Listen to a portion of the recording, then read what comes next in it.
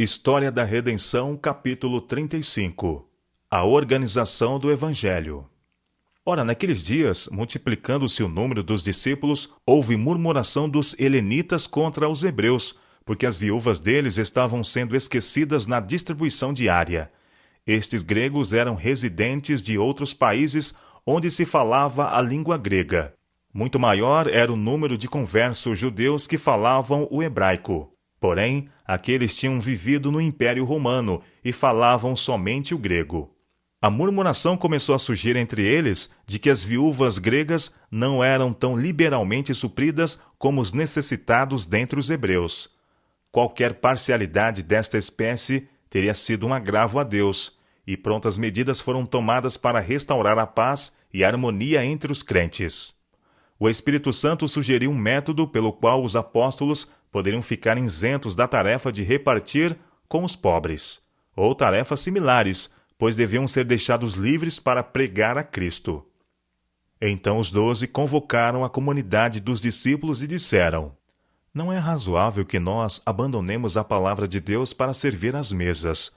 Mas, irmãos, escolhei dentre vós 7 homens de boa reputação, cheios do Espírito e de sabedoria, aos quais encarregaremos deste serviço. E quanto a nós, nos consagraremos à oração e ao ministério da palavra. A igreja de comum acordo escolheu 7 homens, cheios de fé e sabedoria do Espírito de Deus, para atender os negócios pertinentes à causa. Estevão foi o primeiro escolhido.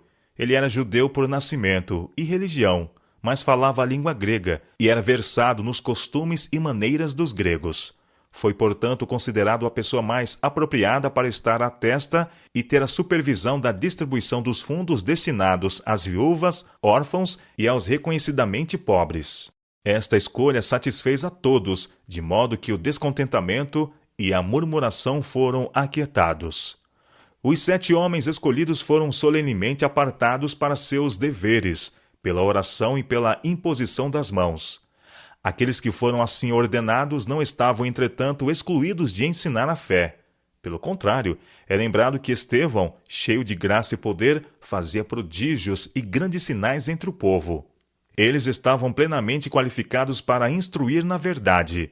Eram também homens de juízo calmo e discrição, bem capacitados para tratar de casos difíceis de julgamento, murmuração ou inveja. A escolha de homens para efetuarem os negócios da igreja, de modo que os apóstolos pudessem ficar livres para seu trabalho especial de ensinar a verdade, foi grandemente abençoado por Deus. A igreja crescia em número e em poder. Crescia a palavra de Deus, e em Jerusalém se multiplicava o número dos discípulos, também muitíssimos sacerdotes obedeciam à fé. É necessário que a mesma ordem e sistema sejam mantidos na igreja agora, como nos dias dos apóstolos. A prosperidade da causa depende grandemente de serem seus vários departamentos conduzidos por homens hábeis, qualificados para suas posições. Os que são escolhidos por Deus para serem líderes em sua causa, tendo a supervisão geral dos interesses espirituais da igreja, devem ser aliviados, tanto quanto possível, de cuidados e perplexidades de natureza temporal.